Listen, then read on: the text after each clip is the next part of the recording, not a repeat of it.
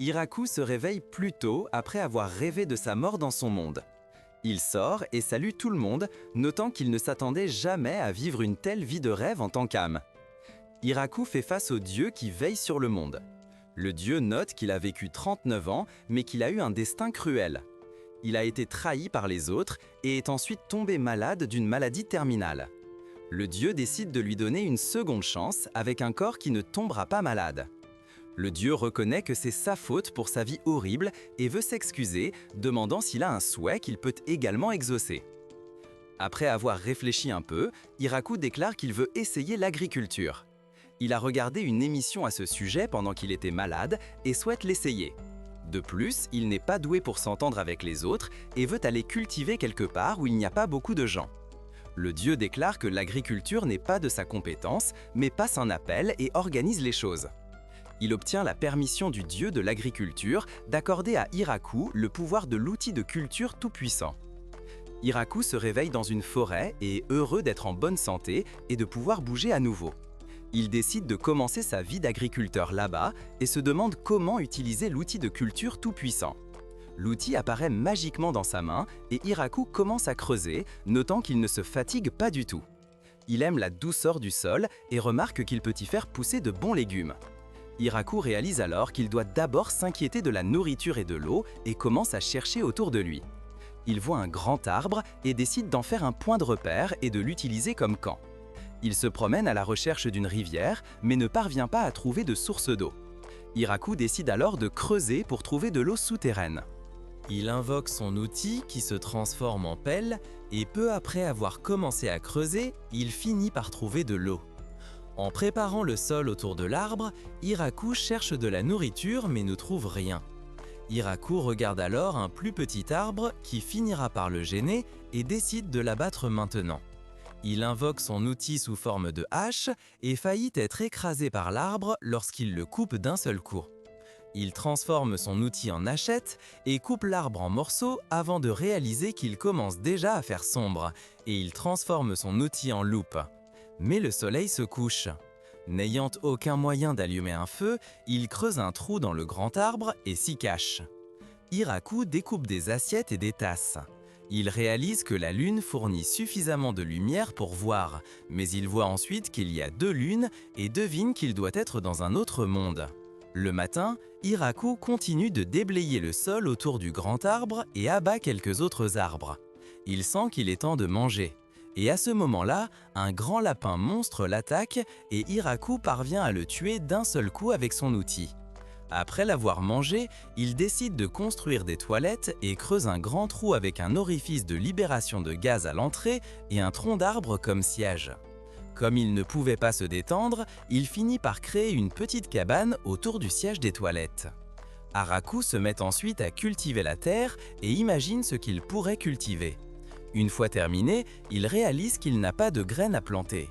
Le lendemain matin, il est surpris de voir que certaines plantes commencent déjà à pousser et se demande si c'est à cause de l'outil. Il décide de construire un mur et un fossé autour des champs pour les protéger des lapins et d'autres bêtes. Cela lui prend quelques jours pour le terminer, mais il parvient à tuer un autre lapin.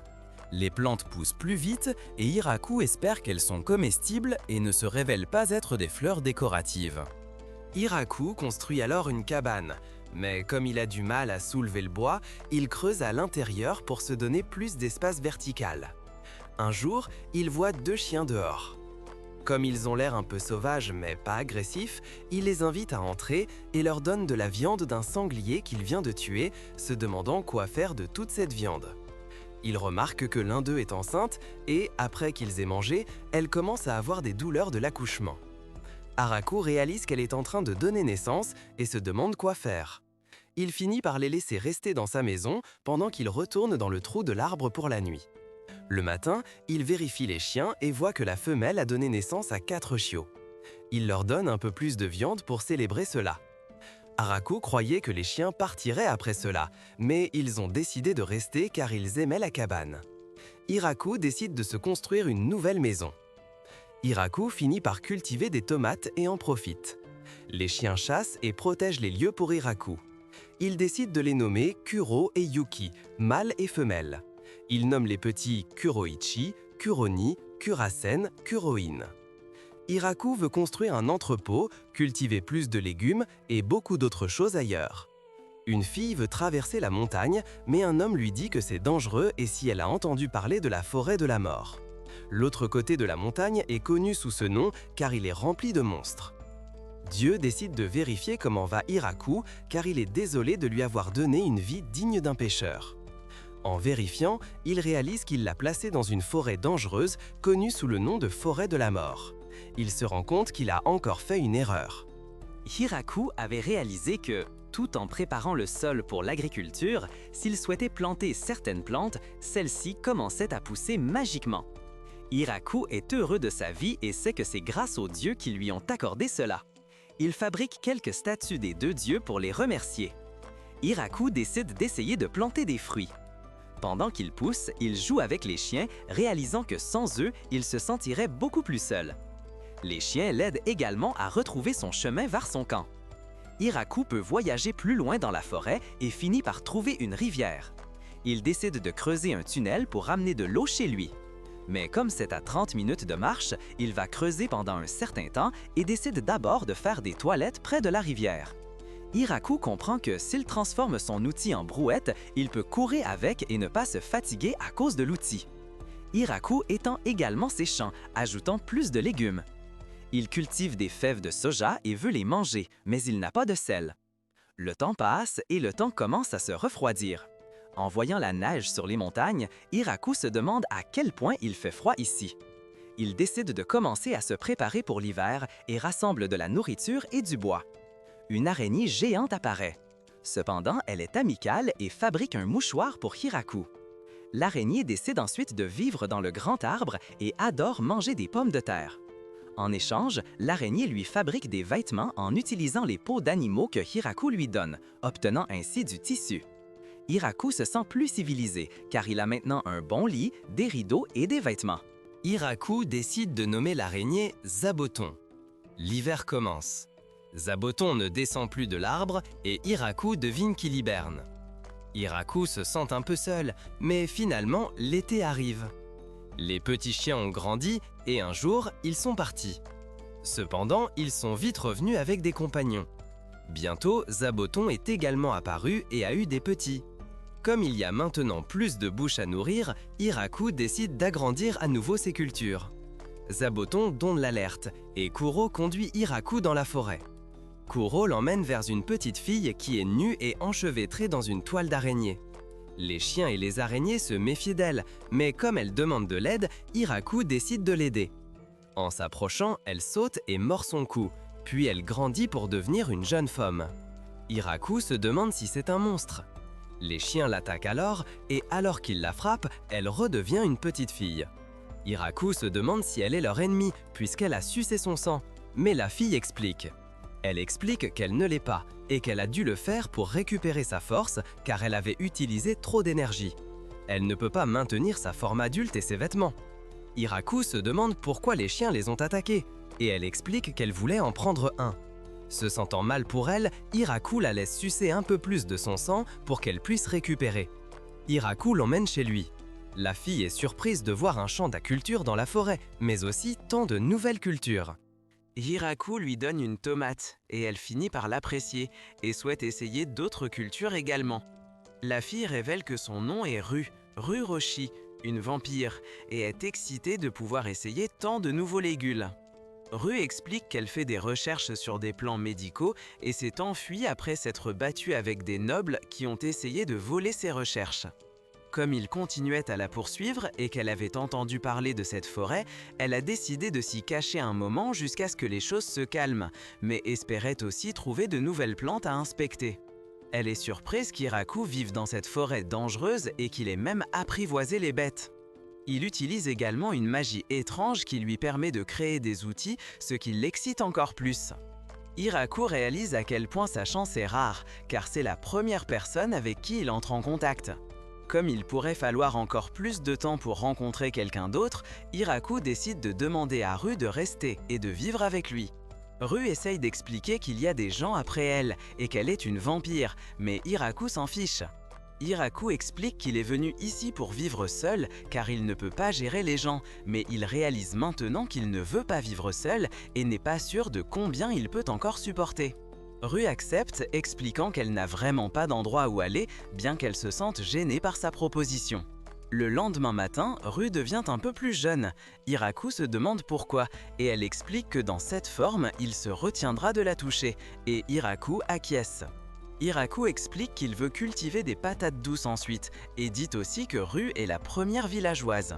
Kuro n'est pas d'accord, et Hiraku se corrige alors, affirmant qu'elle est plutôt la 30e villageoise. Ru se demande si Hiraku peut cultiver des herbes médicinales, et Hiraku accepte d'essayer. Ru déclare qu'ils doivent trouver d'une manière ou d'une autre les bonnes graines, mais Hiraku dit qu'il n'a pas besoin de graines. En utilisant la magie, Ru aide en mettant des lumières dans les toilettes et d'autres endroits. Hiraku avait presque abandonné la recherche de sel, mais Ru explique qu'une des couches du sol est principalement composée de sel, et est surprise qu'il n'ait pas remarqué cela en faisant tous ses fouilles. Hiraku vérifie son jardin de fruits, mais devine qu'il faut plus de temps pour qu'il pousse que pour les légumes.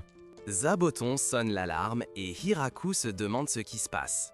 Il va avec Ru vérifier, seulement pour découvrir une autre fille capturée par les araignées et les chiens. Elle s'excuse de les avoir attaqués et demande de l'aide à Hiraku. Lorsqu'il la libère, elle utilise de la magie pour se guérir. Elle remarque ensuite Ru et réalise qu'elle se cachait dans la forêt et veut la capturer, mais les chiens l'attaquent à nouveau. Hiraku ramène la fille et Ru chez lui. Ru explique qu'elle était dans la même situation. Les chiens sont assez impitoyables et la magie ne les affecte pas vraiment car ils peuvent également éviter les sorts. La fille se demande qui est Hiraku et la timide Ru explique qu'il est son mari. La fille se présente alors comme Tia, une ange. Hiraku devine qu'elle sert Dieu, mais Ru explique que les anges sont une race de guerriers qui ont plus de muscles que de cervelle. Hiraku se demande pourquoi Tia poursuit Ru et Tia explique que Ru a une prime sur sa tête à cause des dégâts qu'elle a causés dans la ville. Ru recherche toujours des médicaments et des concoctions étranges et dès que quelque chose la dérange, elle commence à faire exploser des choses. Ru affirme que cela ne s'est produit qu'une fois parce que les nobles étaient trop exigeants et devaient recevoir une leçon, que c'était un accident et qu'elle a finalement admis qu'elle était allée un peu trop loin. Elle explique également que Tia est un peu plus forte qu'elle, c'est pourquoi elle s'est enfuie dans la forêt. Tia est surprise que Ru admette ses faiblesses et Ru explique que c'est parce qu'elle réalise à quel point elle est faible. Après avoir affronté les chiens, Ru propose à Tia de vivre avec elle, pensant qu'elle va aimer. Tia accepte et Ru l'emmène faire le tour des cultures. Elle passe la journée à récolter des légumes et Hiraku en donne à Tia à essayer, qu'elle finit par apprécier après quelques jours. Tia demande à Hiraku s'ils peuvent cultiver plus de phrases. Hiraku explique qu'ils peuvent le faire, mais même s'ils s'étendent, ils ne pourront pas suivre la récolte de tout. Tia réalise qu'ils peuvent effectivement utiliser plus de mains. Hiraku note également que même s'ils parviennent à tout récolter, ils ne pourront peut-être pas tout manger. Hiraku voit que Kuroichi, Kuroni, Kurosen et Kuroyan ont aussi maintenant 3 à 4 enfants, et la famille de chiens a beaucoup grandi. Bientôt, ils grandiront et iront chercher des partenaires. Ru réalise que cela signifie qu'ils seront encore plus nombreux, ce qui amène Hiraku à comprendre que la hutte qu'il leur a construite ne sera pas assez grande. Hiraku décide alors de construire une zone pour les chiens à côté du verger. Hiraku n'a toujours pas nommé les nouveaux chiots car ils sont trop nombreux et il a du mal à trouver des noms. Hiraku voit ensuite les enfants de Zabotan partir, mais il remarque que certains d'entre eux ont décidé de rester. Tia dit à Hiraku qu'elle sera absente pendant un moment et s'envole. Quelques jours plus tard, Tia revient avec un groupe de filles hautes elfes. Les elfes se présentent sous les noms de Li, Life, Licotte, Lise, Lelay, Leda et Lise. Hiraku remarque qu'elles s'appellent toutes Lise et Li explique que c'est parce qu'elles sont toutes liées. Elles sont venues sur la suggestion de Tia et aimeraient vivre ici. Tia déclare qu'elles ont une triste histoire. Elles vivaient dans un village au nord, mais la plupart de leur peuple a été anéanti après avoir été entraîné dans la guerre des humains. Leur race s'est dispersée et depuis, elles errent sur la Terre à la recherche d'un nouveau foyer. Ru suggère également de prendre les filles car elle a entendu dire que les hautes elfes sont une race talentueuse. Elle devine qu'elles sont encore jeunes et Lee déclare qu'elle est la plus âgée, un peu plus de 400, tandis que Liz est la plus jeune, un peu plus de 300 ans. Tia et Ru insistent et Hiraku accepte tant qu'elles peuvent s'entendre avec le reste des colocataires. Lee se demande qui sont les colocataires et Ru présente Zabuton et les chiens, ce qui fait s'évanouir les filles. Comme les elfes souhaitaient vivre ensemble, Haraku a décidé de leur construire une grande maison. Les elfes en savent plus sur la construction et Hiraku décide de suivre leurs ordres pendant qu'ils construisent la maison et se contente principalement de creuser et de la rapporter du bois. Après 10 jours, la maison est terminée. Elle est assez grande et Ru et Tia sont impressionnés. Haraku se sent jaloux mais n'a pas appris les techniques des elfes et envisage de reconstruire sa hutte. La maison des elfes a un grand salon où ils peuvent tous se rassembler et dîner. De chaque côté du salon, ils ont des salles de stockage. Au deuxième étage, ils ont des chambres individuelles. Haraku est surpris d'apprendre que les elfes mangent aussi de la viande et utilisent le feu. Son image des elfes est qu'ils se réveillent avec le lever du soleil et s'endorment lorsque le soleil se couche. Ils sont en harmonie avec la nature et aiment les arbres. Ils mangent principalement des baies et refusent de porter du métal. Lee dit à Hiraku de ne pas sous-estimer la forêt, car si l'on essaye de vivre ainsi, on mourra assez vite. Lee explique qu'il prévoit de faire un peu de travail de minage et de forge, mais d'abord, ils doivent construire un four capable de fondre le fer. Hiraku est surpris, car dans son esprit, c'était le travail des nains. Bientôt, ils construisent un four et commencent à produire des objets en ayant une poêle en métal. Hiraku est excité, sentant que sa civilisation progresse et devine que les elfes peuvent tout faire. Lee déclare qu'il y a certaines choses qu'ils ne peuvent pas faire, comme se sédentariser et se reproduire. Haraku déclare qu'il a déjà accompli l'une de ces choses, mais décide de ne rien dire sur la seconde, voyant comment il le regardait et lui souriait. Les elfes avaient remarqué qu'il y avait un champ de blé et Hiraku explique qu'ils l'ont récolté et transformé en farine. Liz demande alors s'ils peuvent faire du pain, montrant qu'ils ont un pot avec de la levure et Hiraku accepte avec joie. Alors qu'il déguste du pain, Hiraku devine qu'il est temps d'expliquer l'extension du champ de blé. Mais à ce moment-là, il réalise quelque chose et demande à Ru si cette terre appartient à quelqu'un. Ru explique que personne ne possède la forêt, mais qu'elle est techniquement sous le contrôle du Seigneur Démon. En entendant cela, Haraku commence à s'inquiéter et se demande si le Seigneur Démon aura quelque chose contre cela. Mais Ru lui assure que, puisque c'est lui qui l'a construit, la terre lui appartient. Tia, Ru et Lee sont émerveillés par Hiraku, car non seulement il a apprivoisé les jeunes loups infernaux, mais aussi une araignée démoniaque. Les cultures sont également impressionnantes, et Lee se demande si le sol ici est vraiment si bon pour qu'elle pousse aussi bien. Mais il est surprenant de constater à quel point il manque de connaissances sur le monde qui l'entoure. Il avait une mauvaise impression de ce que sont les elfes et n'avait aucune idée de ce que sont les anges. Les filles concluent donc qu'il s'agit de plus qu'un simple manque de connaissances. Pendant ce temps, Hiraku est dans sa hutte et fabrique une tasse en bois. Il réalise qu'il n'a pas progressé dans son système d'irrigation depuis un certain temps et se demande si les filles vont l'aider. Zabuton montre à Hiraku qu'il a attrapé une reine des abeilles, car il n'a pas l'intention de la manger et l'abeille n'est pas agressive. Hiraku décide de lui construire une petite maison où l'abeille pourra faire un nid, espérant pouvoir récolter un peu de miel. Tia, qui volait à proximité, était curieuse de savoir ce que faisait Hiram, mais a peur de la ruche et s'excuse de l'interrompre. Il devine qu'il devra planter des fleurs pour les abeilles après cela. Hiraku creuse un grand trou, ayant l'intention de l'utiliser comme réservoir et explique à Lee qu'il prévoit de puiser de l'eau dans la rivière. Lee se demande combien il a progressé avec son canal. Mais en entendant qu'il a à peine commencé, elle suggère qu'ils devraient d'abord décider de ce qu'ils vont utiliser pour le construire. Hiraku imagine de la pierre, mais Lee explique que ce sera difficile à obtenir. Hiraku se demande alors à propos du bois, mais Lee explique qu'en raison de la longueur, ils devront connecter de nombreux morceaux et qu'il y aura trop de fuites. Hiraku décide alors d'utiliser de la terre et, avec l'outil tout-puissant, il la compacte, la rendant solide et robuste comme du béton. Hiraku laisse les elfes s'occuper des fondations du canal pendant qu'il se concentre sur l'étanchéité des joints et le renforcement de la fondation. Hiraku parvient également à attraper quelques poissons. Tia et Ru reconnaissent les poissons comme étant assez vicieux, provenant de la forêt de la mort, et se demandent s'il est sûr de les manger. Elles font goûter Hiraku en premier et ne mangent qu'après, mais finissent par les trouver délicieux. Comme les elfes aiment aussi, Hiraku attrape plus de poissons et les conserve avec du sel. Hiraku est surpris d'avoir pu faire pousser du riz, mais maintenant qu'il a un accès facile à l'eau, il décide de créer une rizière. Après avoir creusé la zone, il l'inonde. Les filles se demandent s'il a l'intention de faire un lac et d'y élever des poissons. Hiraku le nie et leur demande de l'aider à planter du riz. Les rizières poussent rapidement et Hiraku enseigne aux filles comment les récolter.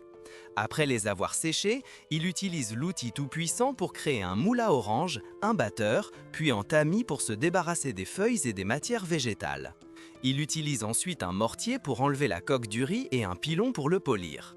Les filles notent que c'est beaucoup de travail et se demandent si elles peuvent enfin manger. Mais Hiraku explique qu'elles doivent d'abord le cuire et leur montre comment faire. Hiraku transforme le riz en boulettes de riz et ajoute du poisson de l'autre jour. Les filles finissent par apprécier tellement les boulettes de riz qu'elles mangent tout et il ne reste qu'un seul grain de riz pour Hiraku. Les filles peuvent se nettoyer avec de la magie, mais comme Hiraku ne peut pas le faire, il décide de construire une baignoire. Les filles affirment qu'elles peuvent se laver dans la rivière, mais Hiraku explique les avantages de la baignoire et qu'elles peuvent aussi se baigner en hiver sans geler. Les filles l'aident et les travaux avancent bien. Cependant, Hiraku réalise alors et se demande s'il est acceptable de rejeter les eaux usées dans la rivière. Tia suggère d'utiliser des slimes, car ils mangeront les déchets et purifieront l'eau. Tia apporte quelques slimes et Hiraku construit une piscine de purification pour eux. Tia explique qu'ils peuvent aussi les mettre dans les toilettes. Mais Hiraku n'est pas sûr de vouloir faire ses besoins au-dessus de la tête d'un slime. Hiraku trouve des champignons poussant sur ses bûches, et comme il n'est pas sûr de ce qui est toxique ou non, il se demande s'il peut faire pousser des champignons lui-même, et utilise l'outil tout-puissant pour frapper le bois en espérant obtenir des shiitake, des shimeji et d'autres champignons. Le soir, Hiraku apprend aux filles comment utiliser la baignoire. Il explique qu'après s'être déshabillées, elles doivent se laver dans la zone de lavage. Lee l'arrête et dit qu'il serait plus facile s'il leur montrait. Hiraku est d'accord et leur montre les étapes. En entrant dans la baignoire, ils font presque de joie. Les filles ne perdent pas de temps et commencent à suivre les étapes pour le rejoindre. Hiraku déclare qu'il va partir pour les laisser en profiter et l'utiliser après elle. Mais la fille dit qu'elles peuvent se baigner ensemble, car ainsi elles n'auront pas besoin de réchauffer l'eau à nouveau. Entouré des filles, Hiraku ne se sent pas capable de se détendre et se demande s'il devrait construire une baignoire séparée pour les hommes. Cependant, la fille dit que ce serait une baignoire privée juste pour lui et que ce n'est pas juste. Le lendemain, Hiraku voit qu'il a fait pousser des champignons et décide de préparer un pot-au-feu de champignons ce soir. Il entend alors les chiens et voit qu'ils ont trouvé 5 nouveaux elfes et les ont amenés. Alors que les filles se présentent, Hiraku remarque qu'elles commencent toutes par là, et que cela doit signifier qu'elles sont liées. Lee explique qu'elle les connaît et qu'elles vivaient dans le même village, mais qu'elles ne s'étaient pas vues depuis 200 ans. Hiraku accepte qu'elles vivent là aussi, et Lee veut commencer à leur construire une maison. Elle ajoute qu'elles peuvent profiter de l'occasion pour apporter quelques améliorations à la maison de Hiraku. Kuro remarque que le nombre de femmes dans le groupe de Hiraku a augmenté. Kuro explique qu'il a vécu seul dans la forêt et qu'il n'a jamais perdu un combat contre un autre mâle. Il avait l'intention de vivre comme bon lui semble, mais un jour, il a rencontré une femelle qui a fini par le vaincre. Depuis lors, les deux ont commencé à voyager ensemble. La femelle est finalement tombée enceinte et Kuro était content d'avoir enfin une famille. Cependant, ils ont croisé un ours grappleur, le roi de cette forêt. L'ours les a vaincus, mais a décidé de ne pas les manger. Blessés, les deux ne pouvaient pas chasser de nourriture. Ils sont devenus si faibles que leur proie habituelle les fuyait. Et finalement, ils ont atteint le centre de la forêt où même l'ours grappleur évite d'aller. Ils ont trouvé un homme humain vivant seul. Normalement, les humains se cachent dans la forêt et ne restent pas trop longtemps au même endroit. Kuro se demandait comment un humain si faible pouvait survivre seul, mais il a ensuite ressenti le pouvoir illimité venant de l'outil tout-puissant. Kuro a pensé que c'était la fin pour eux et l'a accepté. Mais Hiraku a partagé sa nourriture avec eux et s'est occupé d'eux. Kuro et sa femme ont alors décidé qu'Hiraku serait leur maître. Il leur a donné des noms et un endroit où vivre. Bientôt, leurs enfants ont grandi et la famille de Kuro s'est agrandie. Hiraku est également devenu le leader d'une grande meute à lui. La seule préoccupation de Kuro est qu'Hiraku ne semble pas comprendre que Kuro est un monstre terrifiant connu sous le nom de loup de l'inferno. Cependant, Kuro est sûr que tout ira bien et est reconnaissant d'avoir rencontré Hiraku. La nouvelle maison de Haraku est enfin terminée. Les filles lui font alors visiter la maison et sa chambre. Hiraku voit une pièce avec une serrure à peine et se demande ce qu'il y a à l'intérieur. Mais en l'ouvrant et en voyant un lit pour deux, il la referme rapidement et fait semblant de ne pas l'avoir vue. Le lendemain, Haraku décide de préparer un plat qu'il n'a jamais fait auparavant, du curry. Haraku emmène la fille dans une partie de ses cultures où il voit beaucoup de plantes inconnues. Il explique que certaines d'entre elles sont des plantes qui ne poussent pas dans les zones avec de la neige. Mais grâce à l'outil tout-puissant, il peut les faire pousser ici. Il commence à rassembler des épices pour le curry et prend d'abord du cumin. Il récolte ensuite un peu de curcuma et explique que cet ingrédient donne au curry sa couleur. Après cela, il prend de la coriandre et explique qu'ils doivent broyer les graines en poudre. Il prend également des feuilles de coriandre dont l'odeur déplaît aux chiens. Les filles remarquent cela et décident qu'il pourrait être intéressant de faire des recherches sur la plante. Hiraku continue et récolte du poivre noir et des piments de Cayenne. Ayant rassemblé toutes les épices, Hiraku passe à l'étape suivante, mais voit que seul Lee est là, qui explique que Roux et Tia sont occupés avec des recherches sur la création d'un puissant talisman de protection. Hiraku commence alors à cuisiner, chauffant l'huile de colza qu'ils ont extraite et ajoutant la viande de lapin. Pendant que cela cuit, il broie toutes les épices en poudre, sauf le cumin. Une fois que la viande prend de la couleur, il l'enlève pour ne pas la surcuire, puis fait cuire le cumin avec les morceaux et les jus restants de la viande. Ensuite, il ajoute des oignons en dés, du gingembre et de l'ail. Puis il ajoute des tomates et continue de faire sauter le tout. Quand cela se transforme en pâte, il ajoute les épices et un peu de sel. Après l'avoir cuisiné un moment, il ajoute la viande et des fèves de soja bouillies avec un peu d'eau. Alors qu'il laisse cuire, Hiraku a l'impression d'avoir oublié quelque chose et se rend compte que ce n'est rien. Hiraku explique que c'est la même recette que pour faire du pain ordinaire jusqu'à la partie où ils laissent lever, où ils rouleront la pâte avec un rouleau à pâtisserie. Les filles reviennent juste au moment où Hiraku a fini de cuisiner et ils s'assoient tous pour manger. Il explique comment manger le nan avec le curry et les filles finissent par apprécier cela et décident d'en prendre une seconde en les voyant. Hiraku espère qu'elles en laisseront un peu pour lui aussi. Roux et Tia offrent un peu de curry aux chiens, mais en sentant l'odeur, les chiens s'enfuient. Avec l'hiver qui approche, Haraku se prépare et rassemble du bois de chauffage. Il sait que Zaboton entre en hibernation et lui demande à l'avance de faire quelques couvertures supplémentaires. Hiraku demande à Roux et Tia de conserver de la viande en la fumant et en la séchant, surtout puisque les chiens ne pourront pas chasser beaucoup pendant l'hiver.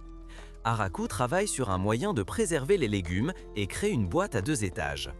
Il mettra les légumes au premier étage et les couvrira d'une couverture et de neige, tandis que la neige s'accumulera au rez-de-chaussée et gardera les légumes au sec. En voyant les filles utiliser de la magie, Haraku souhaite pouvoir en faire autant. Mais il est heureux qu'ils soient là car ils l'ont beaucoup aidé, étant donné qu'il ne sait faire que du jardinage et de la cuisine. Roux déclare qu'il est le remarquable, car personne n'a jamais réussi à vivre aussi longtemps dans cette forêt. Quand l'hiver arrive, il reste plus à l'intérieur et Hiraku décide de fabriquer des jeux de société, comme le reversi, les échecs et un set de mahjong. Il explique le jeu de reversi et que celui-ci se termine lorsque le plateau est rempli, le gagnant étant celui qui a le plus de pièces de sa couleur. Roux trouve les règles du jeu simples et se demande si cela sera amusant, mais Tia affirme que cela permet des stratégies compliquées. Hiraku complimente Tia pour l'avoir réalisé, ce qui agace Roux qui défie alors Tia pendant qu'il joue.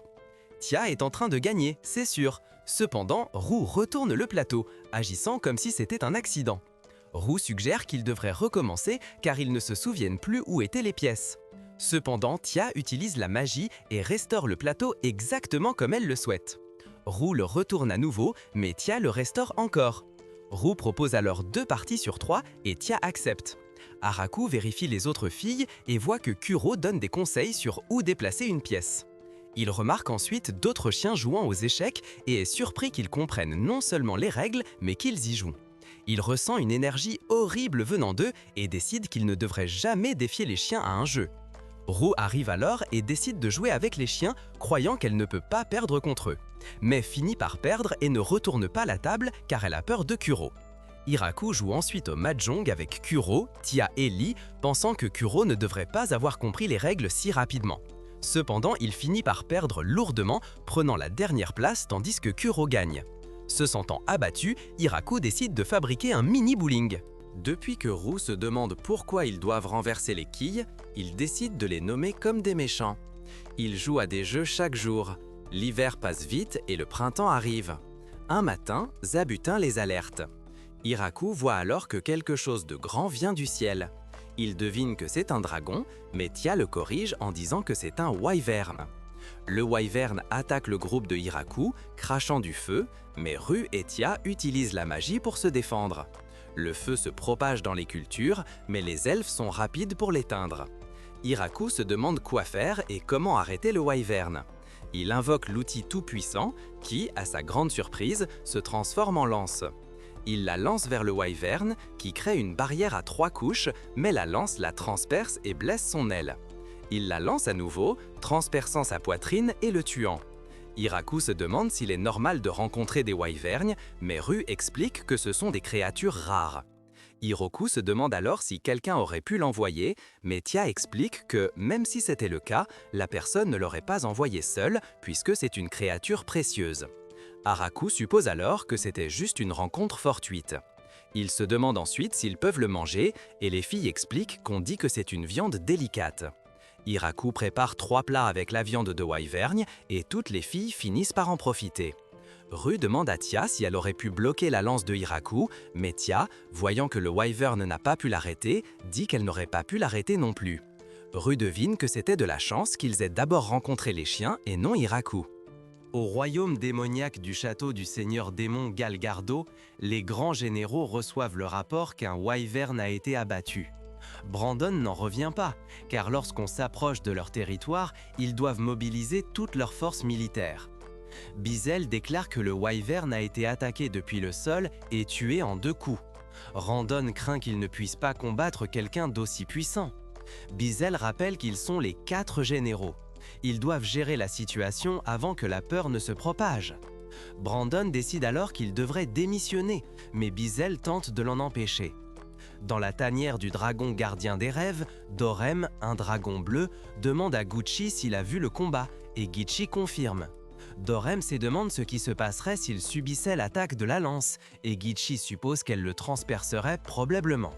Dorem se demande quoi faire, et Gucci note qu'il serait insensé d'attaquer. Hiraku a apprécié la viande de wyvern, mais sent qu'il manque quelque chose, et décide enfin de faire de l'alcool. Il suppose que le vin existe dans ce monde et décide de le faire à partir de raisins. Les filles sont excitées et elles récoltent rapidement les raisins. Hiraku crée ensuite un endroit où il place les raisins et demande aux filles de les fouler. Les filles se sentent un peu étranges au début, mais pensent que ce serait plus facile si elles avaient un certain rythme. Les elfes suggèrent alors une chanson de leur village et commencent à chanter. Elles remplissent plusieurs fûts et Hiraku décide de laisser la levure sur la peau des raisins fermentés pour elles. Haraku se demande s'ils en ont fait trop, mais en entendant que les filles le boiront en un rien de temps, il se demande s'il en a fait trop peu. Pendant ce temps, le dieu observe Hiraku et se demande si cela suffit pour lui pardonner. Mais la déesse de l'agriculture lui dit que ce n'est pas le cas car il a puni une âme innocente et en essayant de la sauver, il a fini par l'envoyer dans la forêt de la mort. La déesse ne peut pas croire qu'il lui a également donné une réplique de la Sainte Lance. Le dieu de la saleté explique qu'il l'utilise seulement comme un outil de jardinage et qu'il a obtenu la permission. Cependant, la déesse déclare qu'il ne lui a pas dit qu'il l'a donné à un humain, ce qui devrait drainer toute leur force vitale et les tuer instantanément. Le dieu affirme qu'il va bien car il lui a donné un corps super sain et qu'il doit avoir une récupération rapide. La déesse dit qu'il était simplement imprudent. Elle est également en colère contre les statues de dieu que Hiraku a faites. Elle apparaît comme un vieil homme. Le dieu essaye de dire que ce n'est pas de sa faute, mais elle ne veut pas écouter et le punit en lui ordonnant de rester assis pendant 300 ans. Zabuton fait signe à Hiraku et il voit que les chiens et les araignées ont attrapé une autre fille. Roux voit sa sœur cadette, Flora, qui vole alors qu'il l'emmène au village. Flora explique qu'elle a entendu dire que l'ange était après elle et qu'elle l'a suivi dans la forêt. Hiraku suggère qu'elle reste là un moment pour qu'elle puisse se reposer. Flora accepte, mais se sent étrange que Hiraku soit le mari de Roux. Roux explique qu'il est le maître des loups infernaux et qu'il a également vaincu un wyvern. En entendant cela, Flora s'excuse rapidement. Hiraku réalise que Kuro n'est pas un chien, mais un loup, et se demande à propos de la partie infernale. Kuro souffle alors du feu et Hiraku est impressionné. Roux et Tia sont surpris qu'il ne le sache pas, car ce sont des bêtes bien connues et elles ont vécu assez longtemps avec lui. Hiraku prépare de la nourriture pour Flora, qui finit par l'apprécier. Il partage qu'il veut vraiment faire du miso et de la sauce soja, et comme Flora ne sait pas ce que c'est, il explique qu'ils sont fabriqués à partir de soja fermenté.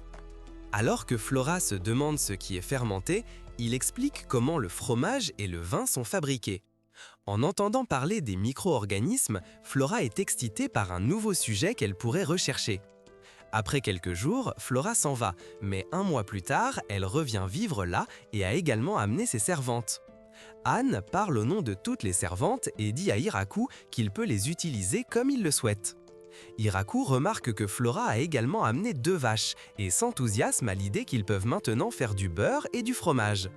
Tia réalise que les vampires, les elfes, les loups et les araignées forment tous de grands groupes maintenant, mais elle est seule. Elle dit à Hiraku qu'elle va partir un moment et s'envole. Tia revient bientôt et a amené ses 3 anges, Grande Maria, Koudel et Coromandel, quelques hommes lézards représentés par Daga et un poulet. Avec l'arrivée des servantes, qui sont une race d'ogres, toutes les tâches commencent à être effectuées beaucoup plus rapidement. Hiraku remarque qu'ils ne cuisinent pas de plats compliqués et décide de leur enseigner toutes les méthodes de cuisson. Il sait que cela finit par les intéresser. Les ogres, qui commencent alors à cuisiner les 3 anges que Tia a amenés, sont instruits par Tia de patrouiller dans la forêt. Hiraku se demande pourquoi ils apparaissent avec des armures, mais réalise que Tia avait prévu de les avoir comme sécurité. Après l'apparition du wyvern, les hommes lézards sont chargés de tout le travail qui nécessite de la force à l'extérieur, et grâce à eux, leurs travaux de construction avancent plus rapidement qu'auparavant. Hiraku fait porter à Dago une écharpe autour de son bras car il n'est pas capable de les distinguer. Hiraku réalise que leur nombre avait augmenté, beaucoup augmenté. Li arrive alors et lui dit qu'elle a amené tous les elfes qu'elle a trouvés dans la forêt. Hiraku voit alors un autre grand groupe d'elfes, mais remarque qu'ils sont tous féminins. Il se demande où sont les elfes mâles et Li explique que les hommes n'ont pas survécu. Cependant, ils ont l'intention d'en faire beaucoup. Hiraku est heureux pour eux, mais décide de ne pas demander comment ils comptent s'y prendre. Plusieurs jours plus tard, Hiraku convoque tous les représentants pour discuter avec eux et leur demande comment nommer le village. Ru suggère de l'appeler d'après Hiraku, mais Hiraku n'aime pas le son de cela. Anne propose de le nommer d'après la forêt, mais en entendant que la forêt s'appelle la forêt de la mort, Hiraku trouve que c'est un nom effrayant.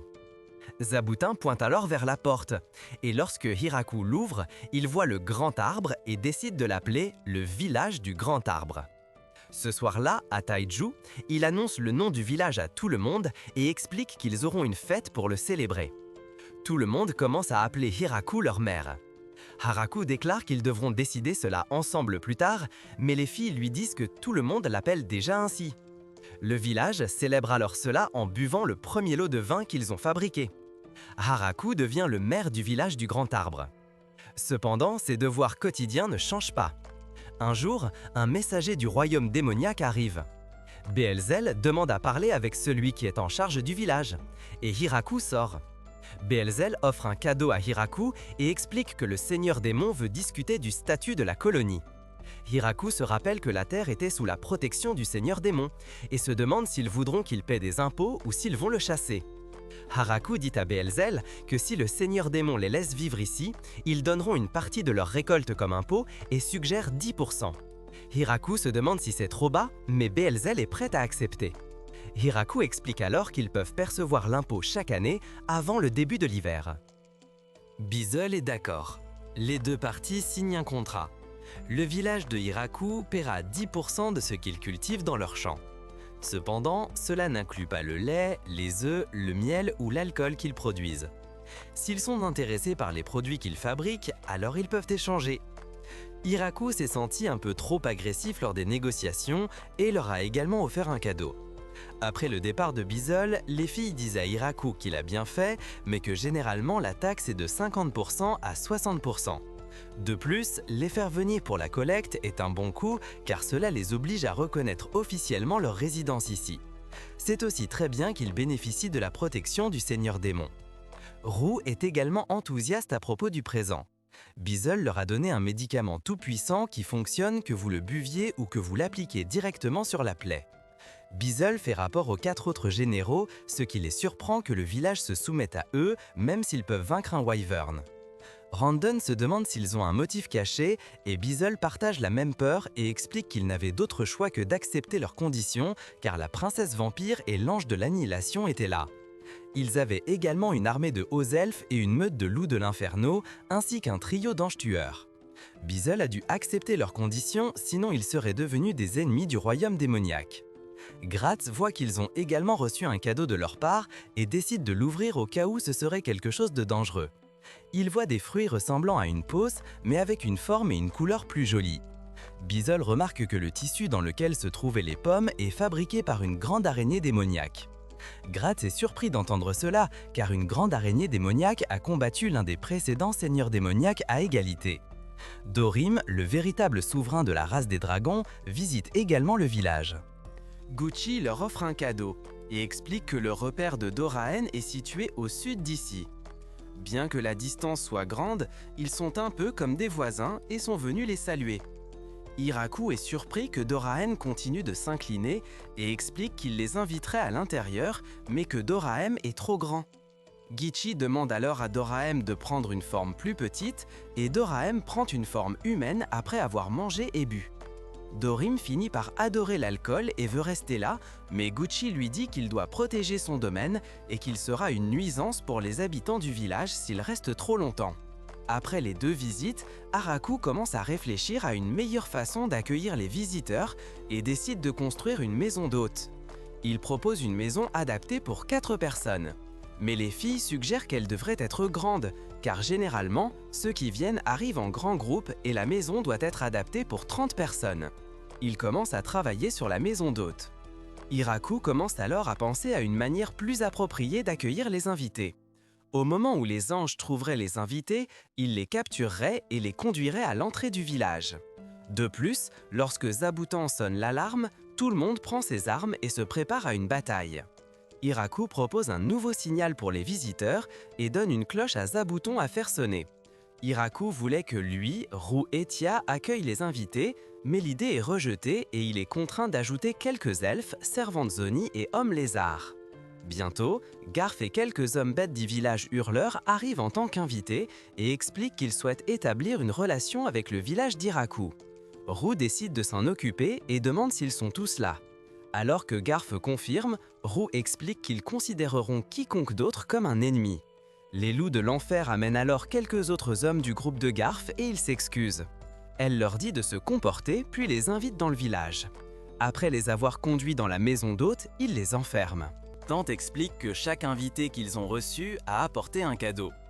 Elle n'est toujours pas sûre s'ils sont des ennemis, mais ils ne suivent pas les procédures normales de visite, donc ils ne bénéficieront pas du traitement habituel des visiteurs. Les filles sont contre l'idée de donner de la nourriture raffinée ou de l'alcool aux invités, mais Iraku parvient à les convaincre de leur donner un peu d'alcool. Pendant que les hommes bêtes mangent et boivent, Iraku leur demande comment ils ont entendu parler de son village. Garf explique qu'ils ont entendu parler par les hommes du Seigneur Démon dans le village hurlant.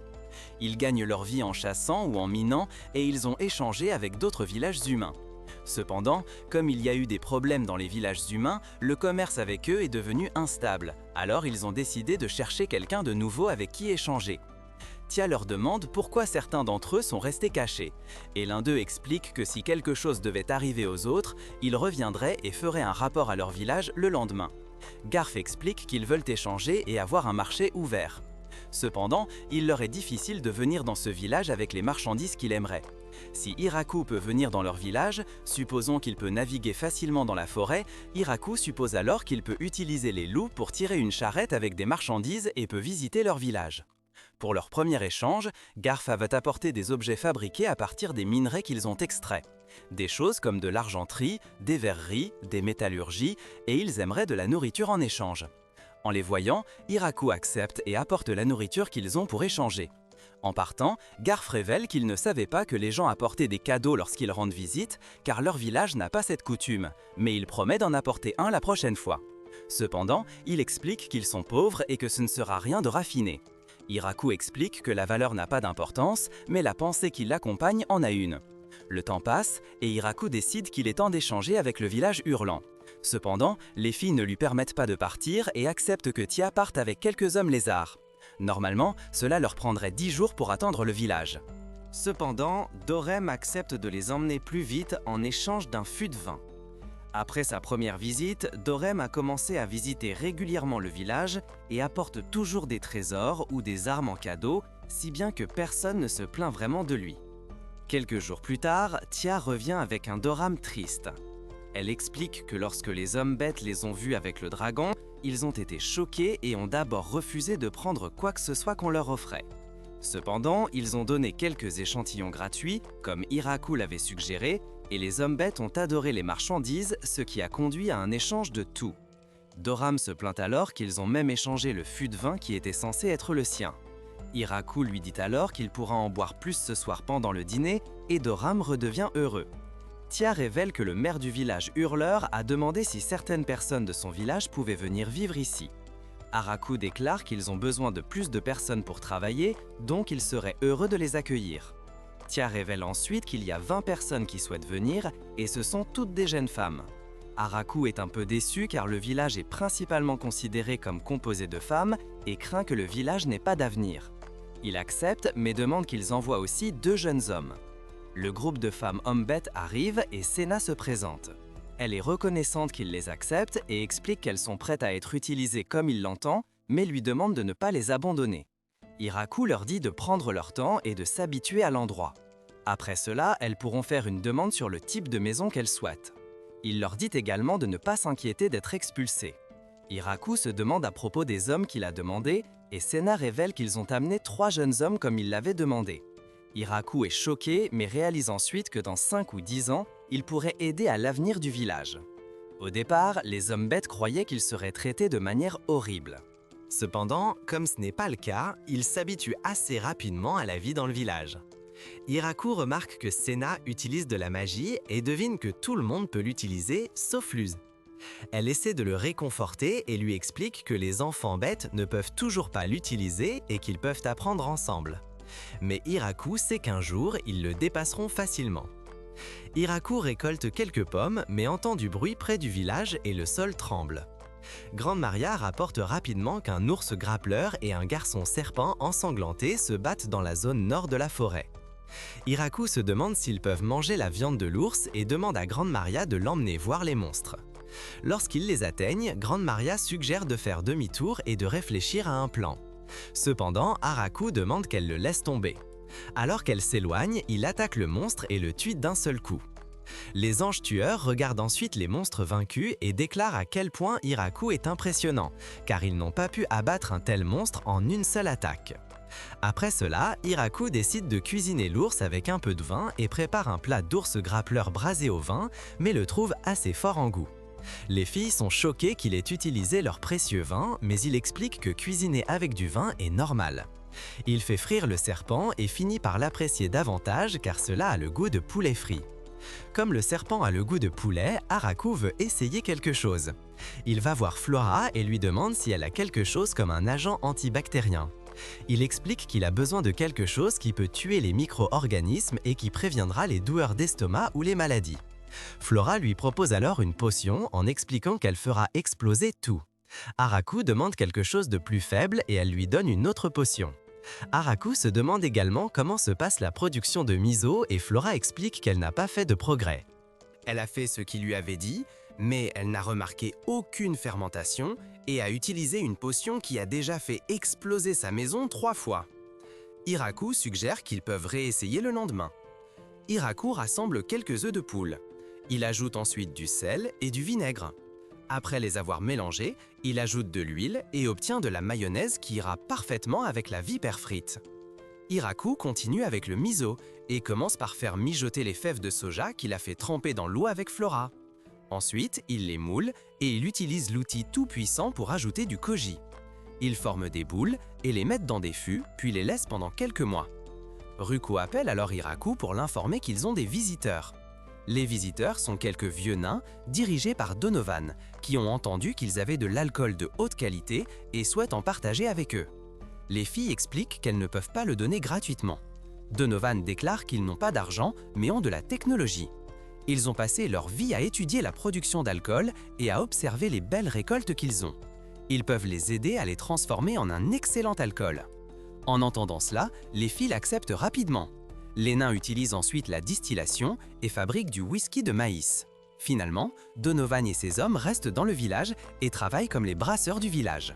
Plus tard, le village organise une célébration d'accueil pour les hommes bêtes et les nains. Hiraku réalise que finalement, quelques hommes ont rejoint et demande à Donovan si une fille attire son attention. Donovan explique alors que les filles sont trop jeunes pour lui et que s'ils ne peuvent pas faire de barbe, elles ne sont pas pour lui. Un jour, Hiraku voit un dragon s'approcher. Comme il ne semble pas pacifique, il se prépare à se battre. Doraem apparaît alors et stoppe le dragon. Alors que les deux dragons se fixent du regard, un troisième apparaît, qui semble encore plus terrifiant. Hiraku lance alors sa lance, mais le dragon parvient à esquiver au dernier moment. Guchai arrête alors Hiraku, expliquant qu'ils ne sont pas des ennemis et qu'ils ne se battent pas. Alors que les dragons atterrissent et se transforment en formes humaines, Guchai explique que les deux autres sont la femme de Doraem, Grafalun, et sa fille, Lastismoun. Comme Doraem sort constamment pour venir au village, sa femme et sa fille pensaient qu'il pouvait la tromper car il prend toujours quelque chose dans le trésor et revient le matin. Hiraku avait construit une maison pour Doraem là-bas afin qu'il n'ait pas besoin de rentrer ivre, mais il devine que c'était une mauvaise idée. Maintenant, Doraem essaie d'expliquer que tout cela n'est que de la politique de haut niveau, mais les femmes sont sûres qu'il cache quelque chose. Doraem explique qu'il n'a pas le courage d'avoir une liaison et les femmes sont d'accord là-dessus. Hiraku s'excuse pour plus tôt, mais Doraem fait aussi s'excuser sa famille. Lastismoun s'excuse alors d'avoir presque brûlé le village et Grafalun s'excuse pour avoir pensé à anéantir l'homme qui a pointé une lance sur sa fille. Hiraku est content que les choses soient réglées et s'en va. Doraem demande alors à sa femme et à sa fille si elles comprennent ce qu'il fait, et Grafalun confirme, notant que bien qu'elles soient en petit nombre, elles ont le pouvoir de les défier, ce qu'elles ne s'attendaient jamais à voir. Lastismoun note également que Grafalun n'a pas pu se défendre contre cette attaque et a dû l'éviter. Grefalun explique que c'était principalement grâce à l'araignée qu'il a tirée et qui est une vieille amie à elle. Si elle ne l'avait pas tirée, elle ne serait pas en vie. Grefalun dit alors à Lastismoun de vivre dans ce village et de s'assurer que ce pouvoir ne se retourne jamais contre eux. Hiraku est d'accord pour que Lastismoun vive là-bas et elle commence rapidement à les aider avec le travail. Cependant, comme elle est un dragon et qu'elle est trop forte, elle casse souvent tout ce qu'elle touche. Hiraku se demande quoi faire d'elle, car Doraem lui a demandé de lui donner du travail. Il remarque alors que les loups sont effrayés et Tia précise que ce ne sont pas seulement les loups, mais aussi les poules et les vaches. Elle explique que les dragons ne sont pas seulement puissants, mais qu'ils possèdent également sagesse et connaissance. Hiraku a alors une idée et envoie Lastimon s'occuper des relations diplomatiques avec Bizol, qui est choqué de voir un dragon. Elle se demande ce qu'il veut et Bizol explique à peine qu'il veut plus de fruits comme ceux qu'ils ont eus la dernière fois. Lastimon indique qu'il manque d'oranges, mais qu'ils ont des fraises. Effrayée, Bizol décide de prendre 10 boîtes. Elle suggère également des pommes, des poires, des kakis et des pastèques, et Bizol les prend aussi.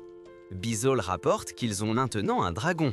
Bien que cela puisse être risqué, il décide d'envoyer un espion. Bizol appelle sa fille Floram et lui explique qu'il veut qu'elle enquête sur la puissance militaire du village. Floram se rend au village et est accueilli par Lastimon qui lui fait faire le tour. Cependant, tout en lui montrant les lieux, Lastimon est informée qu'ils ont repéré un messager du village hurleur et elle décide de laisser Floram explorer seule. Floram se promène alors et voit toutes les races. Normalement, elle s'attendrait à ce que Lastimon les commande tous, mais elle a entendu dire qu'il y a quelqu'un au-dessus d'elle qui règne sur tout le monde. Elle finit par voir Hiraku, mais comme il n'est qu'un humain, elle l'ignore. Après avoir retrouvé Lastimon, elle explique qu'Hiraku est le maire. Floram n'arrive pas à croire qu'un humain les commande tous, mais Lastimon explique qu'il est assez fort pour vaincre sa mère. Floram commence alors à s'inquiéter car non seulement elle ne lui a pas dit bonjour, mais elle a été plutôt impolie envers lui. Hiraku a entendu que Floram est la fille de Bizol et qu'elle va rester un moment. Il voit qu'elle s'entend bien avec l'Astismoon, mais dès qu'il se montre, Florem commence à agir de manière très rigide et maladroite. Les slimes dans le village de Teju avaient commencé à se multiplier et maintenant ils ont plusieurs couleurs. Personne ne l'avait vraiment remarqué jusqu'à ce qu'un slime violet boive un fût d'alcool, ce qui a mis les filles en colère. Elles ont décidé de tenir un procès et l'ont déclaré coupable. Cependant, Florem explique que c'est un slime et qu'il ne comprendra pas ses actions peu importe la punition qu'elle lui inflige. Les filles s'en rendent compte et décident de le laisser puisque ce n'est qu'un slime. Avec le temps, le slime rouge a commencé à les rejoindre lors des festins et à boire avec tout le monde. L'automne arrive. Hiraku et le reste du groupe profitent d'un pot chaud et Haraku remarque que s'ils ont des fruits de mer, le pot chaud aura un goût encore meilleur. Les filles se demandent alors ce qu'il entend par fruits de mer et Hiraku mentionne des choses comme de la morue, des crabes ou de la lotte, accompagnées de quelques algues kombu. Ru dit à Flora de commencer à rechercher ces choses. Tia est surprise qu'on puisse manger des crabes car ils sont durs. Frorim explique qu'il existe une ville portuaire appelée Ship, une ombre au sein du royaume démoniaque et qu'ils peuvent y accéder en allant vers le sud depuis ce village. L'Astismoon décide de s'y rendre en volant et Frorim décide de l'accompagner car elle connaît un marchand là-bas. L'Astismoon et Frorim reviennent 3 jours plus tard avec Michael Goround, un marchand de la ville de Shosato. Après s'être présenté à Hiraku, il lui montre le poisson qu'il a apporté et explique que le kombu qu'il a demandé est généralement jeté par leurs pêcheurs. Cependant, il a dit à ses hommes de en collecter. Michael explique que sa visite a 3 objectifs. Saluer correctement Hiraku et le remercier d'avoir demandé à faire des affaires avec eux, suggérer plus d'opportunités pour échanger des biens et faire des affaires, et enfin, devenir le fournisseur officiel du gouvernement pour le village. Les filles expliquent qu'il veut être celui qui gère tout le commerce entre le village et le monde extérieur. Il leur montre une liste de produits que son entreprise commercialise et ils vont discuter plus en détail de la proposition. Le soir avant de partir, Michael souhaite qu'il parle de l'alcool la prochaine fois. Mais l'Astismoon lui crie qu'il ne peut pas avoir d'alcool. Effrayé, Michael abandonne alors le sujet et s'en va. L'Astismoon le ramène à Shashato. Michael regarde en arrière le village et rien qu'en y pensant, il se sent effrayé.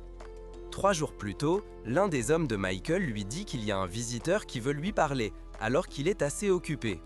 Michael se demande pourquoi il ne s'en occupe pas.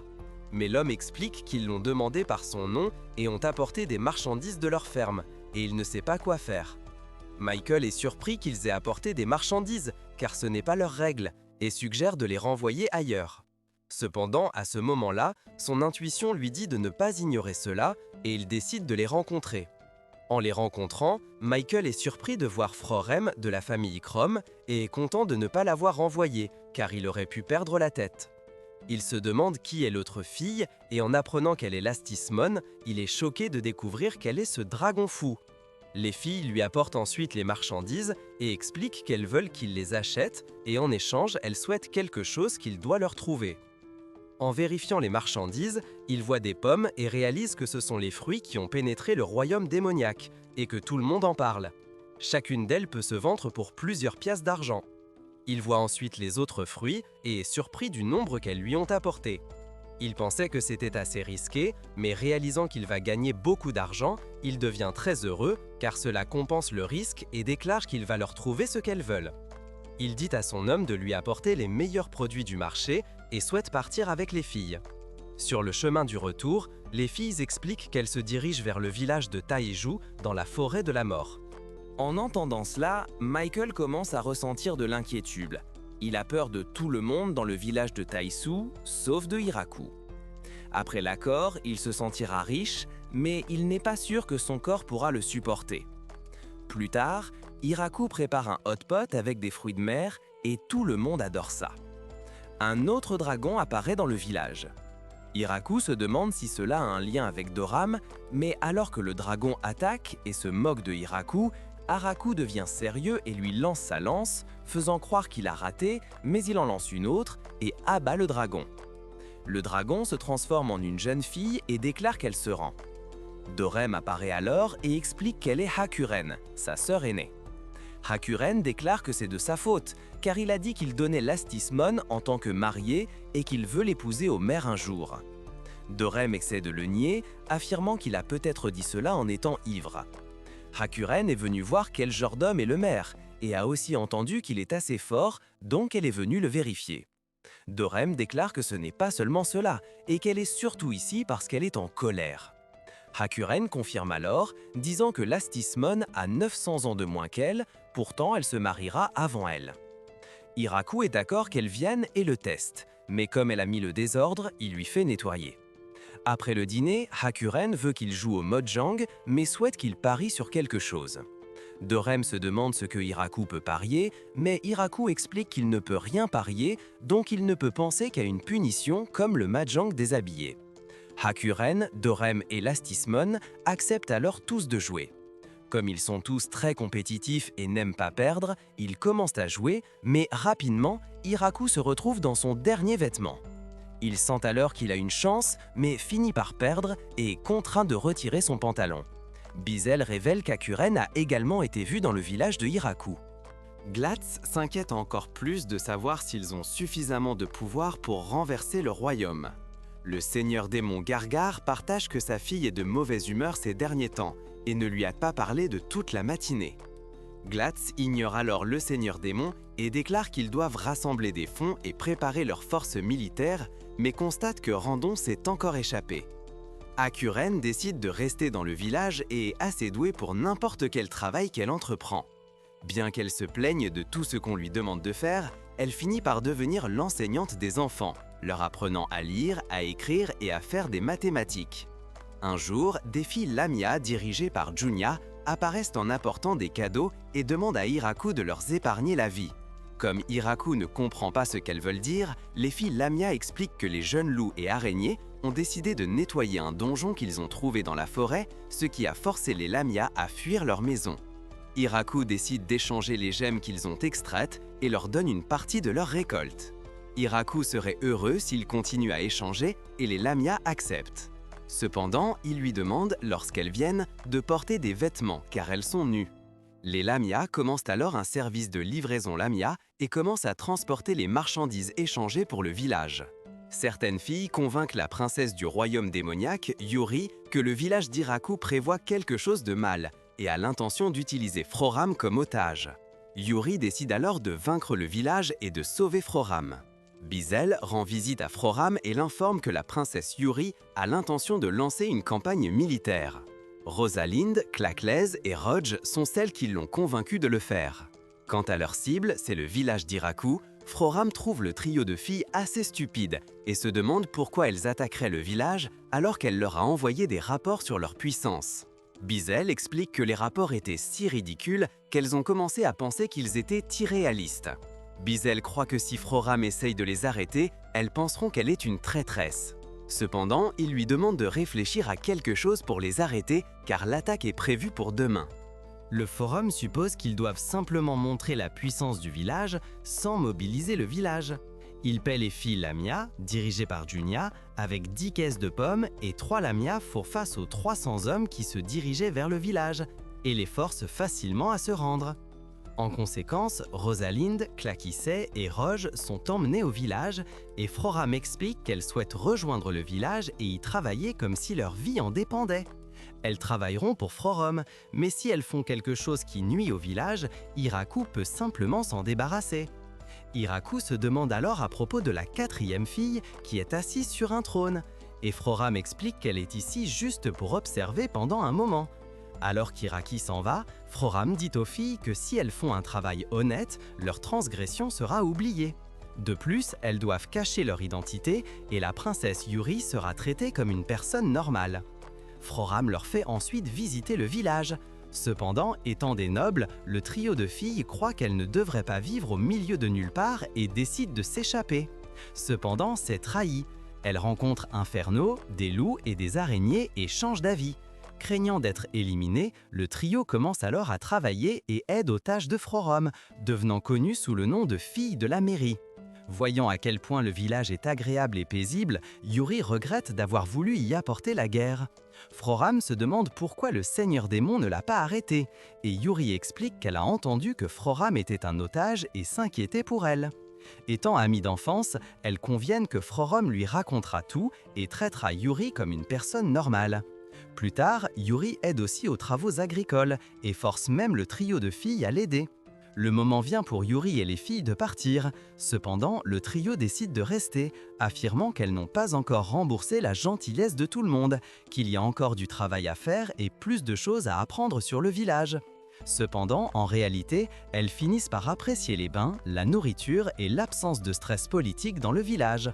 Après le retour de Yuri chez elle, Le seigneur démon Gargar se plaint à Bizel qu'elle semble plus digne et qu'elle est toujours occupée par quelque chose. Bizel déclare qu'il semble que Yuri commence à s'intéresser à la politique et à la diplomatie et que ses filles deviennent adultes avant même que les parents ne s'en rendent compte. En entendant cela, Gargar suppose qu'elle a dû rencontrer un homme et souhaite le déchirer en morceaux. Bizel l'avertit que cette attitude fera qu'elle le détestera un jour, ce qui calme immédiatement Gargar. Le village d'Iraku commence sa récolte de cultures avant l'hiver, mais ils finissent par avoir plus de nourriture que prévu et n'ont même pas d'endroit pour la stocker. Lastismon suggère d'en envoyer à son père et Iraku est d'accord. Akuren propose alors d'en envoyer à ses parents aussi. Elle explique que son père vit au nord, tandis que sa mère est au sud. Tia réalise alors qu'elle parle de l'empereur dragon Dusu et du dragon ouragan Ramiren. Lastismon se rend alors chez son père pour lui déposer quelques récoltes, puis se dirige vers la ville de Shishato pour y déposer également des récoltes. Michael Gorand a demandé à Lastismon d'exterminer un monstre qui attaquait les navires de commerce et Lastismon a accepté avec plaisir et a vaincu le monstre. Pendant ce temps, Akuren se dirige vers le nord et sur le chemin du retour, elle trouve des personnes qui souhaitent déménager dans le village. Leur leader est Yaa. Iraku suppose qu'ils sont des elfes noirs, mais Yaa explique qu'ils s'appellent des elfes des montagnes. Yaa explique qu'ils vivaient dans les montagnes, mais qu'ils ont récemment du mal à trouver de la nourriture. Iraku se demande alors quoi faire, entendant que Yaa s'excuse d'avoir causé des problèmes et comprend qu'ils ne peuvent pas simplement aider Strange et qu'ils partiront. Cependant, Iraku explique qu'il ne voulait pas dire cela et se demandait où les faire dormir jusqu'à ce qu'ils leur construisent une maison. En les acceptant dans le village, Yaa est heureux et explique qu'ils sont d'excellents chasseurs et qu'ils attraperont de la nourriture pour eux-mêmes. Ils essayent de capturer quelque chose, mais les monstres sont trop forts pour eux. Iraku lui dit de ne pas s'inquiéter. Ya voit alors qu'il fait quelque chose et Iraku explique qu'il essaie de faire de la poterie, mais il échoue et déclare qu'il aurait effectivement besoin d'argile. Ya se porte alors volontaire pour la trouver, expliquant qu'elle comprend la terre et ce qui s'y trouve et que les monstres ne seront pas un problème car elle peut facilement leur échapper. Ya parvient à trouver de l'argile et à faire de la poterie, ce qui rend Iraku heureux. Plus tard, Iraku est informé qu'ils ont trouvé un autre donjon et comme les filles le souhaitent, ils envoient une équipe d'exploration pour l'examiner. Pendant ce temps, Iraku termine enfin le bain masculin et l'utilise à l'extérieur. Forum capture le trio de filles et les force à dire la vérité. Elles expliquent qu'elles espéraient masser le dos d'Iraku pour lui et profiter de l'occasion pour se rapprocher de lui. Forum déclare que toutes les trois sont les membres de rang le plus bas et qu'elles ne peuvent pas simplement se faufiler vers le sommet. Bientôt, l'équipe d'exploration revient et déclare qu'il devrait envoyer une équipe d'extermination là-bas. En confirmant la présence d'une vipère de sang à l'intérieur, les elfes insistent sur le fait qu'ils doivent absolument avoir cette viande car la survie de leur clan en dépend. Ja explique que la viande de vipère de sang est extrêmement précieuse. En la mangeant, votre corps déborde de vitalité, cela améliore les relations entre mari et femme et on dit aussi que cela vous bénit avec des enfants. Réalisant pourquoi elles la veulent, Araku essaye alors de calmer les filles et souhaite qu'elles en discutent avec tout le village. L'hiver arrive. Araku rend visite à Ru car elle ne se sent pas bien. Alors qu'elle explique ses symptômes, Sena se demande si elle a envie de nourriture acide dernièrement. Ru explique qu'elle n'a pas d'appétit mais qu'elle peut toujours manger des tomatos et des fruits. Sena explique alors que quelqu'un dans leur village a dit la même chose. Araku se demande ce qu'il est advenu de cette personne et Sena explique qu'ils les ont félicités pour le bébé. La grossesse de Ru se passe bien, cependant, à cause de cela, elle ne peut pas se transformer. Alors que les servantes insistent pour se réveiller avant Iraku, il commence à se lever un peu plus tard afin qu'elle puisse également dormir un peu. Comme le village a beaucoup grandi, il divise le petit déjeuner en 3 groupes.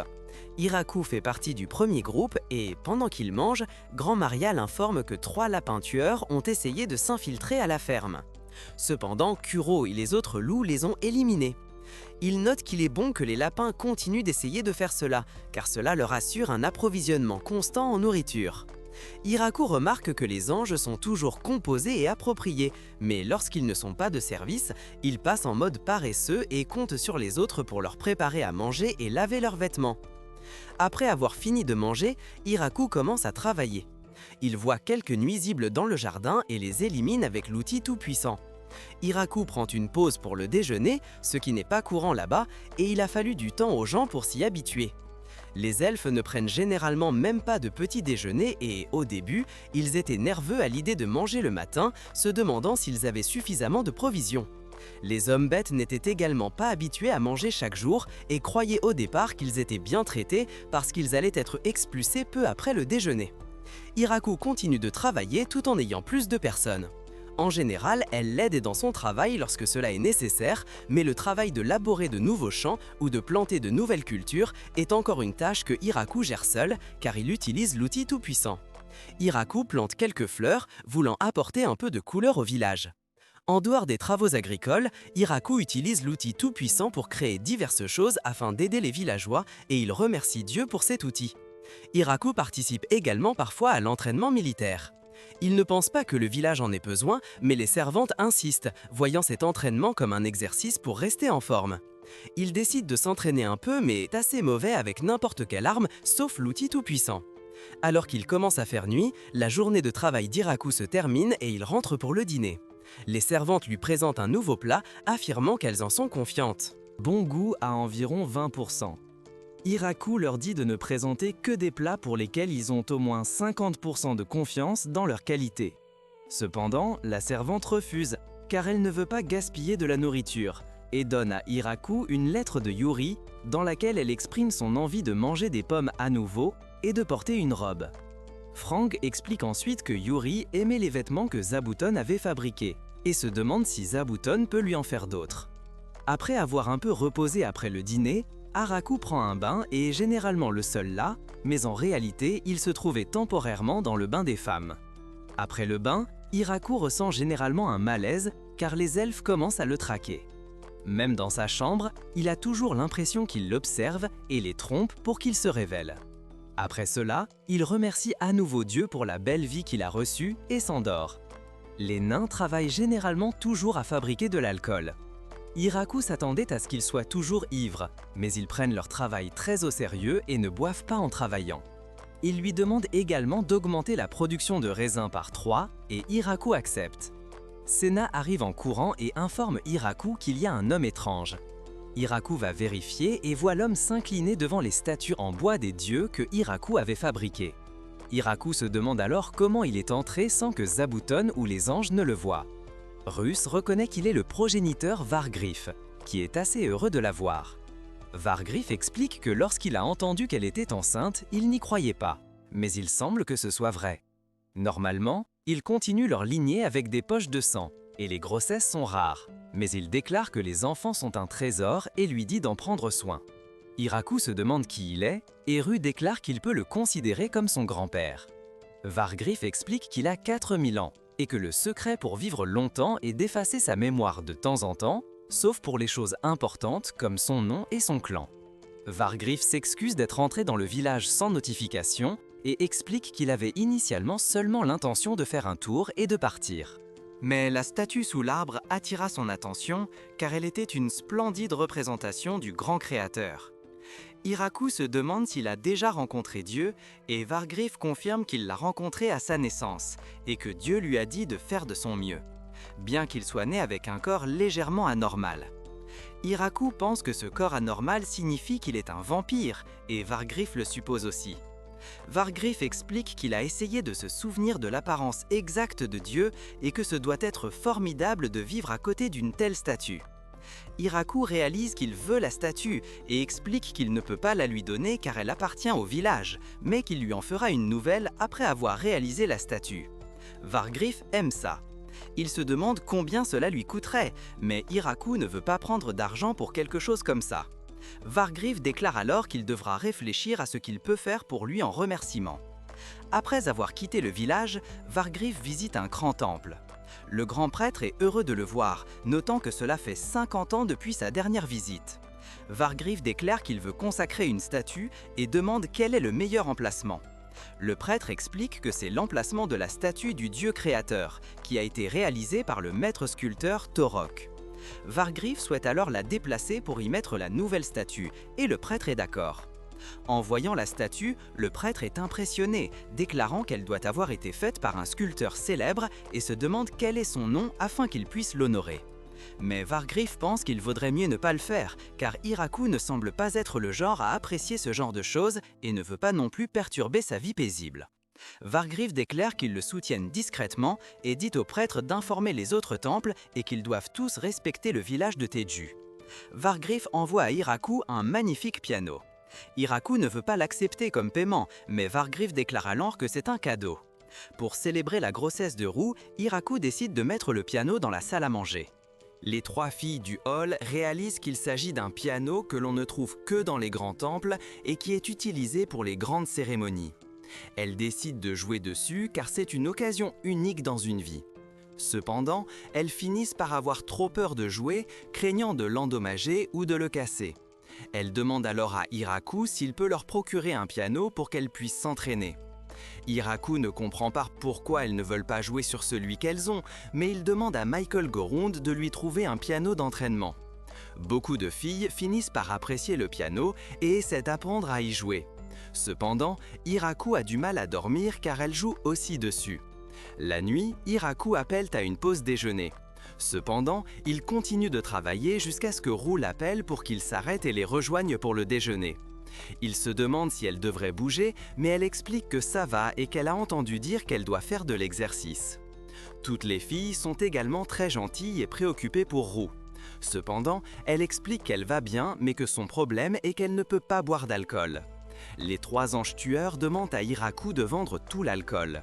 Hiraku apprend alors que les filles ont décidé d'abandonner l'alcool pour Roux, mais le fait de penser qu'elles ne peuvent pas boire les rend folles. À cause de cela, les anges croient que vendre l'alcool pourrait résoudre le problème de la tentation. Hiraku pense qu'elles finiront par regretter de vendre l'alcool, car ce n'est pas quelque chose qu'elles peuvent produire rapidement à nouveau. Il propose une alternative, leur disant de penser à la façon dont le goût de l'alcool change avec le temps. Donovan et les autres nains demandent à Hiraku s'ils ont fait quelque chose de mal, car personne ne veut plus boire d'alcool. Après qu'Hiraku ait expliqué, Donovan est heureux et déclare qu'ils n'ont pas besoin de réduire la production, mais en fait de l'augmenter. Hiraku acquiesce, notant qu'il est sûr qu'ensuite tout le monde boira plus pour compenser le temps perdu. La grossesse de Rue se passe bien, et le moment de donner naissance approche. Tout le monde dans le village commence alors à lui offrir divers cadeaux. Ce soir-là, Rue sent que le moment est venu, et plus tard, elle accouche pendant la nuit. Le matin, Hiraku rencontre son fils Alfred et le prend dans ses bras. Une semaine s'est écoulée, et Hiraku se souvient de comment tout a commencé, de sa vie en solitaire à maintenant être père. Il n'est pas sûr que son fils soit un demi-vampire, car pour l'instant, il ressemble à un humain. En se remémorant les cadeaux offerts par tout le monde, il décide de faire quelque chose pour les remercier de leur gentillesse. Il rassemble les filles et explique qu'il veut mettre en place un nouveau système. Il leur donne des récompenses, des médailles, des pièces d'argent et déclare qu'elles peuvent les échanger contre des choses qu'elles aiment. Tia réalise que c'est comme de l'argent et Hiraku confirme, en disant qu'il a compris qu'un jour, le village aura besoin de sa propre monnaie. Jusqu'à présent, Hiraku a pris toutes les marchandises et les a distribuées à tout le monde. Si quelqu'un voulait quelque chose, il venait lui demander. Mais avec l'augmentation de la population, gérer toutes les transactions lui-même est devenu impossible. Ils se demandent s'ils ne peuvent pas simplement continuer à échanger des biens entre eux. Mais Hiraku leur donne un exemple où différentes personnes attribuent des valeurs différentes à certains biens. C'est pourquoi il veut utiliser une monnaie, car cela provoquerait un tumulte s'il passait soudainement à la monnaie. Hiraku prévoit de commencer par donner les pièces comme médaille de récompense. Hiraku donne à chacun 3 pièces. Cependant, comme les loups et les araignées sont trop nombreux, il donne à chaque groupe 30 médailles. Certaines personnes les ont échangées immédiatement, tandis que d'autres préféraient simplement les garder sans les dépenser. Karakou commence à recevoir de plus en plus de commandes personnalisées de meubles et de jouets, et il a l'impression de travailler encore plus qu'avant. Bientôt, ils organisent un grand festin pour célébrer la naissance du fils de Hiraku, où tout le monde peut enfin boire à nouveau. Roux apporte un marteau en bois que Donovan lui avait offert auparavant, et le nain apporte un grand fût en déclarant que c'est un nouveau type de vin qu'ils ont fabriqué et qu'ils doivent utiliser le marteau en bois pour ouvrir le fût. Donovan se demande quel goût a le vin, mais Roux explique qu'elle ne peut toujours pas boire car elle allait l'enfant, mais qu'elle est contente de voir tout le monde boire. Donovan suggère alors de mettre une partie du vin en bouteille pour qu'il puisse en boire plus tard. Haraku aime l'idée et déclare qu'ils peuvent le garder jusqu'à ce qu'Alfred soit assez vieux pour boire et en profiter avec lui. Au royaume des monts, Bizel leur dit que le village de Hiraku a eu un bébé. Ils ont enfin réalisé qu'ils ne peuvent pas vaincre le village et se demandent comment maintenir une bonne relation avec eux. Glatz suggère de marier quelqu'un du royaume à quelqu'un du village. Mais le seigneur démon comprend mal et pense qu'ils veulent marier Yuri, ce qui le met en désaccord. Tia, Hakuren et Frorm disent à Hiraku qu'il y a des gens qui veulent déménager ici pour échapper à une guerre. En entendant que le nombre dépasse 100, Hiraku pense qu'ils auront besoin d'un autre village pour accueillir autant de personnes. Roux déclare alors qu'il devrait le faire, les filles sont d'accord car cela signifie que plus de gens peuvent s'installer et suggère de l'appeler aussi le village du Grand Arbre. Haraku affirme que cela demandera beaucoup de travail, mais les filles sont prêtes à donner le meilleur d'elles-mêmes. Hiraku acquiesce et ils commencent à réfléchir à par où commencer.